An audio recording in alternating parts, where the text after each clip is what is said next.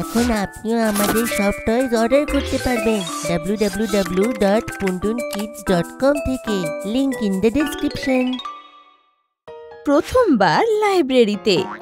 কৌতূহল থেকেই বাচ্চারা শেখে আর মনে নানা রকম প্রশ্ন আসে। আর যদি প্রশ্নের সঠিক উত্তরও পাওয়া যায় তাহলে বাচ্চাদের নলেজও বাড়ে আর ওরা বুদ্ধিমান হয়ে ওঠে। ইতিহাসের পিরিয়ডে ম্যাডাম ইন্ডিয়ান কালচার সম্পর্কে বাচ্চাদের পড়াচ্ছিল। বাচ্চারা, আমরা যেমন জানি ইন্ডিয়াতে বিভিন্ন কালচারের মানুষ থাকে, প্রত্যেকের তাদের আলাদা ঐতিহ্য, ভাষা, উৎসব, পরিধান আর চালচলনের মাধ্যমে আমরা ভারতের বিচিত্রতা বুঝতে পারি। ম্যাডাম, এটা কি করে হয়? এত আলাদা আলাদা ধরনের ভাষা কি করে বলা যাবে? ভারত এমন একটা দেশ যেখানে প্রত্যেক রাজ্যে আলাদা আলাদা ভাষা, আর এর কারণ হলো বৈচিত্র্যতা আর সংস্কৃতি। ভারতে অন্তত ৭৮০ রকমের ভাষা আছে, আর ভারতে ২২টি ভাষা স্বীকৃতিপ্রাপ্ত। ম্যাডাম, এইটা আলাদা আলাদা কি করে হলো? রাজ্য কে বানালো? আর সবাই তো আলাদা আলাদা ভাষা পারে না, তাহলে অন্য রাজ্যতে আমি কি করে যাব? প্রত্যেক রাজ্যের ইতিহাস আছে, আর যদি তোমার এটা জানার খুব ইচ্ছে হয় তাহলে তুমি স্কুলের লাইব্রেরিতে গিয়ে এই ব্যাপারে কিছু পড়ে নিও, তখন তুমি তোমার সব প্রশ্নের উত্তর পাবে। ক্লাসে কিছু বাচ্চারা খুব খুশি হয়ে যায়। ইন্টারভালে টিফিন খেতে খেতে গট্টু, চিঙ্কি আর বাকি বন্ধুরা লাইব্রেরির কথা বলতে লাগে। আরে বাহ, কি ভালো হলো না? আমাদের প্রিন্সিপাল আমাদের স্ট্যান্ডার্ডকেও পারমিশন দিল। ম্যাডাম বললে আমার সব প্রশ্নের লাইব্রেরিতে পেয়ে যাব। আমরা কাল লাইব্রেরিতে যাব। হ্যাঁ, মানে তোমার সঙ্গে কে যাচ্ছে? আমি তো আসবো না। পড়াশোনার জিনিস দেখলেই আমার তো ঘুম পেয়ে যায়। লাইব্রেরিতে তো আমি ঘুমিয়েই পড়বো। বান্টির কথায় সবাই হাসতে লাগে। ধ্যাৎ, এরকম হয় নাকি বান্টি? কিছু নতুন করতে পারবে যখন এক্সাইটেড হওয়া উচিত, নাকি এরকম পালিয়ে যাওয়া উচিত? আমি তো নিশ্চয়ই যাব। আরে গট্টু, চিঙ্কি, লাইব্রেরিতে যাস না। আমি শুনেছি যে লাইব্রেরিতে গিয়ে থাকা লোকেদের স্বপ্নেও বই আসে আর ওদের বিরক্তও করে।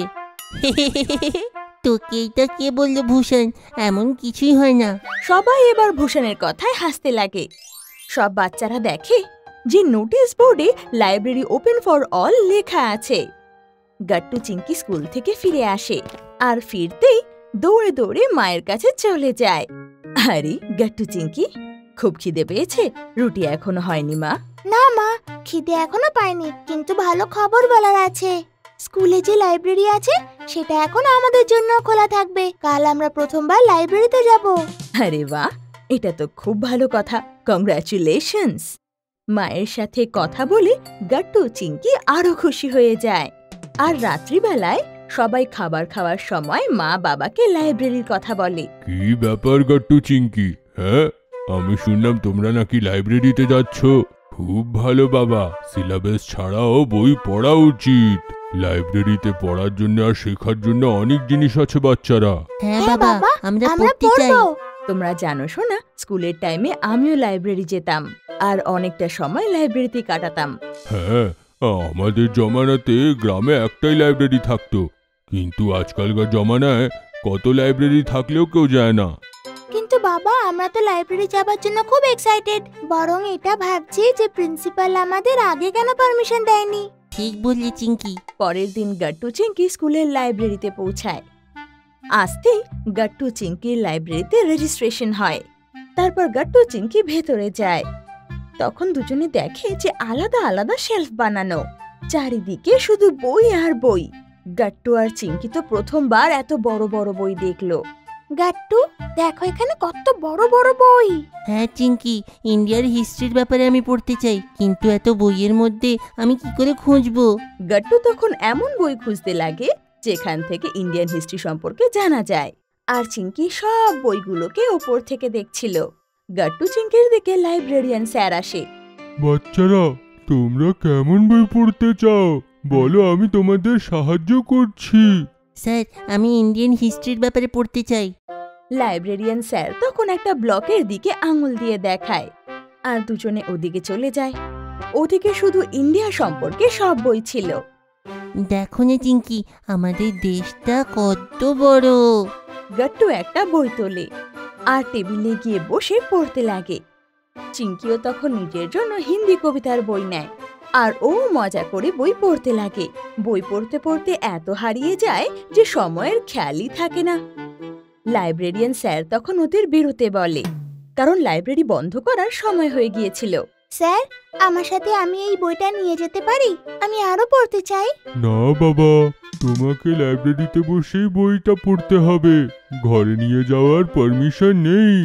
চিঙ্কি দুঃখ পায়, কিন্তু গাট্টু উৎসাহ দিয়ে বলে, কোনো ব্যাপার নেই, কালকে আমরা আবার আসবো। আর গাট্টু চিঙ্কি লাইব্রেরি থেকে ঘরে পৌঁছায়। ডিনারের সময় গাট্টু যা যা পড়েছিল মা, বাবা আর চিঙ্কিকে বলতে লাগে।